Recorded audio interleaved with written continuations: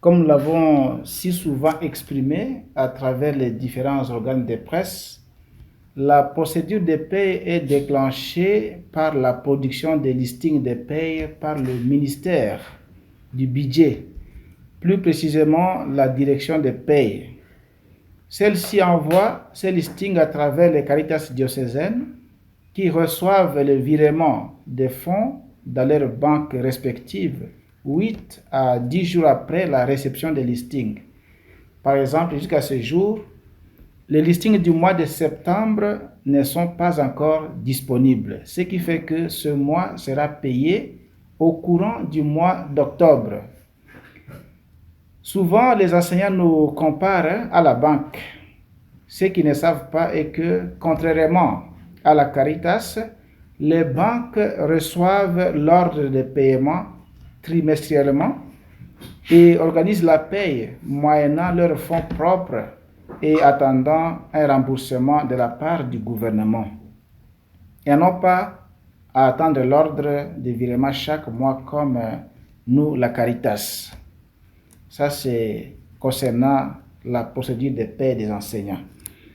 Et maintenant, parlant du retard de paie du mois d'août de l'année en cours, 2023,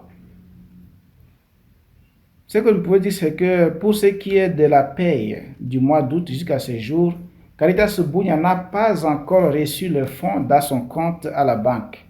Il n'y a que le frais de fonctionnement qui est viré depuis le 31 août. Selon notre hiérarchie de Kinshasa, la Banque centrale n'exécute pas tous les ordres de virement vers les banques commerciales provinciales en même temps, pour des raisons que nous ne connaissons pas à notre niveau. Et aussi, parfois, il se pose le problème des manques de liquidité à Equity BCDC, vu que l'effectif des enseignants payés par la Caritas à travers les 5 territoires de notre province constitue 98% d'enseignants par rapport à ceux qui sont payés par la Robank, ce qui demande une liquidité suffisante à la banque où la Caritas s'approvisionne.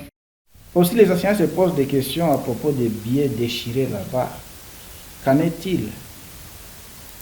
Il y a aussi des motocrédits. Alors, pour ce qui est des billets déchirés, il est impossible que la Caritas vérifie les billets déchirés sur place à la banque, étant donné qu'elle retire de la banque au minimum 60 à 70 sacs d'argent.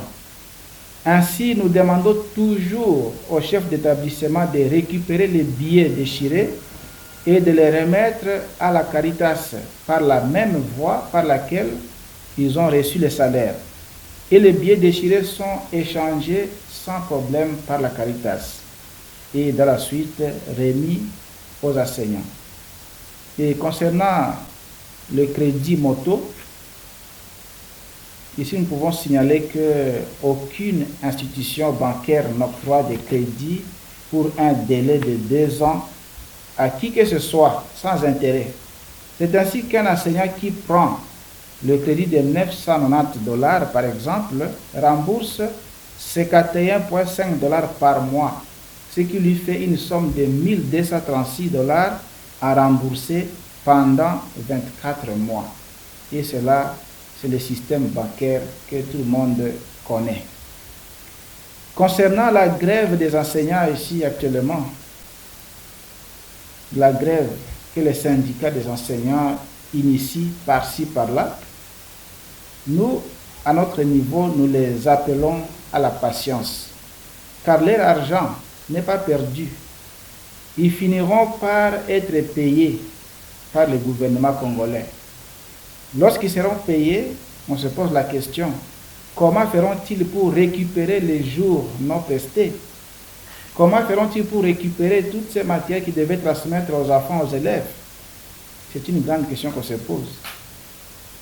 Pour ceux qui exigent que la Caritas se paie 2 mois à la fois de leur salaire, cela dépendra de ce que Caritas aura reçu dans son compte à la banque, car elle ne donnera que ce qu'elle aura reçu dans son compte à partir du gouvernement.